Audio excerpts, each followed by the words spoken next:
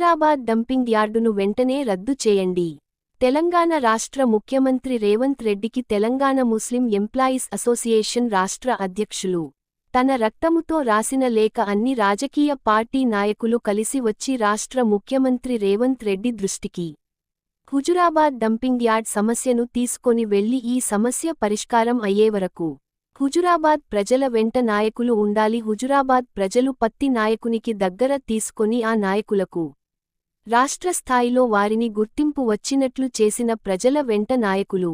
కేంద్ర హోం శాఖ సహాయ మంత్రి బండి సంజయ్ మల్కాజ్గిరి పార్లమెంట్ సభ్యులు ఈటల రాజేందర్ భారత రాష్ట్ర సమితి హుజురాబాద్ శాసనసభ్యులు పాడి కౌశిక్ రెడ్డి మాజీ పార్లమెంట్ సభ్యులు ఇప్పటి తెలంగాణ రాష్ట్ర ప్రభుత్వ బీసీ మరియు రవాణా శాఖ మంత్రులు పొన్నం ప్రభాకర్ మాజీ పార్లమెంట్ సభ్యులు బోయిన్పల్లి వినోద్ కుమార్ మాజీ రాజ్యసభ సభ్యులు కెప్టెన్ లక్ష్మీకాంతరావు మాజీ మంత్రి ఇనుగాల పెద్దిరెడ్డి హుజురాబాద్ నియోజకవర్గం కాంగ్రెస్ పార్టీ ఇన్ఛార్జ్ వి ప్రణవ్ బాబు లాంటి నాయకులందరూ కలిసి డంపింగ్ యార్డ్ రద్దు కొరకు తమ వంతు ప్రయత్నం చేయాలని తెలంగాణ ముస్లిం ఎంప్లాయీస్ అసోసియేషన్ రాష్ట్ర అధ్యక్షులు మొహమ్మద్ ముజాహిద్ హుస్సేన్ వీరందరికీ విజ్ఞప్తి చేస్తూమీరోజు తన రక్తముతో లేఖ రాసి వారందరికీ ఈ సందర్భంగా విజ్ఞప్తి చేశారు.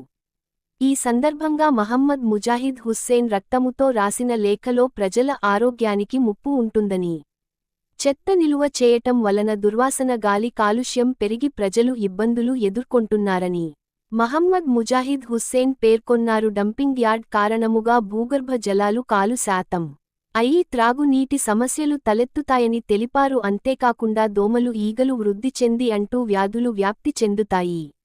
ముఖ్యంగా చిన్నపిల్లలు గర్భిణీలు వృద్ధులపై తీవ్ర ప్రభావం ఉంటుందని మహమ్మద్ ముజాహిద్ హుస్సేన్ ఆవేదన వ్యక్తం చేశారు.